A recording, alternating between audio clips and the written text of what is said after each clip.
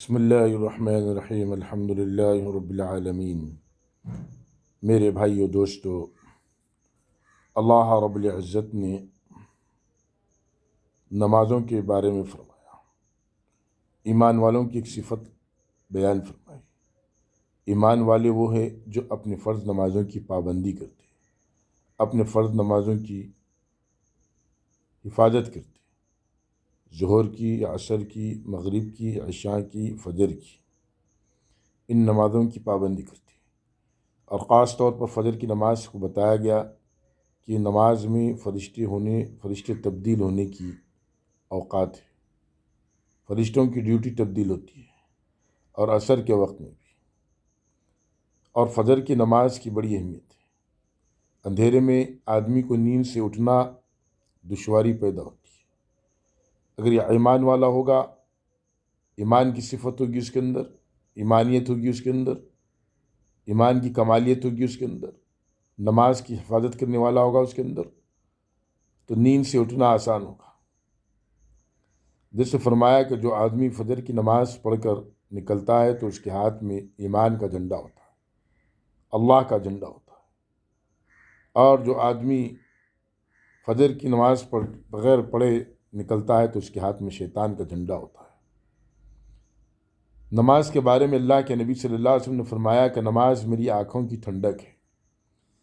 اب ذرا غور اور فکر کر لے، جو آدمی اللہ کے نبی صلی اللہ علیہ وسلم سے محبت کے دعوے کرتے ہیں کہ میں اللہ کے نبی صلی اللہ علیہ وسلم سے بہت محبت کرتا ہوں، تو سوچے کہ میری نمازوں کا کیا حال ہے، میں نماز کس طریقے سے پڑھوں، میری نمازوں کے اندر کتنی طاقت ہے، میری نماز کے اندر کتنی کامیابی ہے، میں نماز کس درجے تک اللہ کے نماز کی پابندی کرتا ہوں۔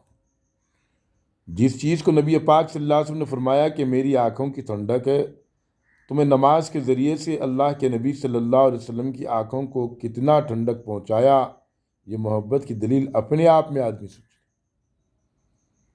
لے۔ جماعت کی پابندی پر فضیلت بتائی گئی کہ جماعت کی نماز پڑھنا، بغیر نماز جماعت کے انفرادی میں نماز پڑھنا ایک درجہ، جماعت کے ساتھ پڑھنے میں 27 درجے کا ثواب بتایا گیا، بعض روایتوں 25 درجے کا بتایا۔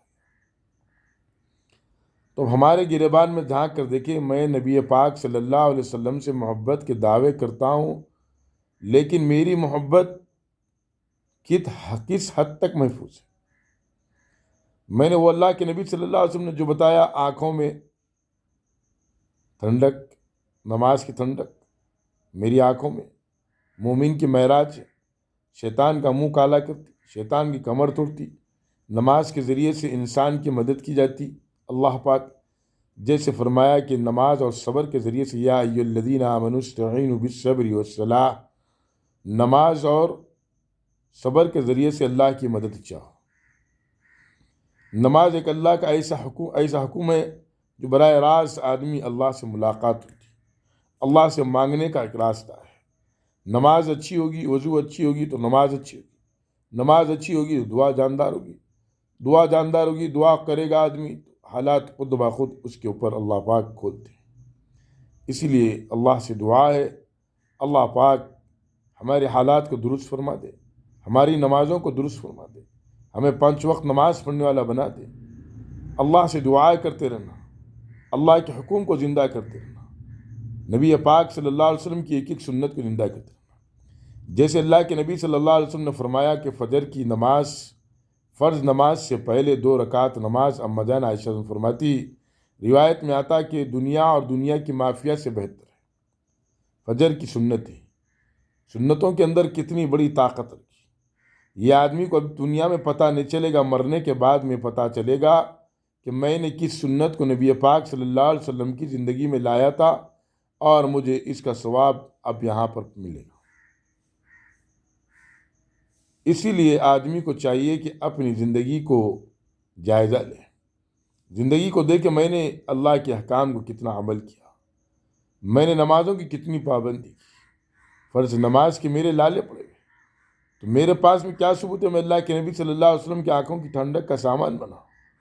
اللہ سے دعا ہے اللہ پاک ہمیں 5 وقت نماز پڑھنے کی توفیق عطا فرما دے ہر حالت میں۔ آمین الحمد للہ.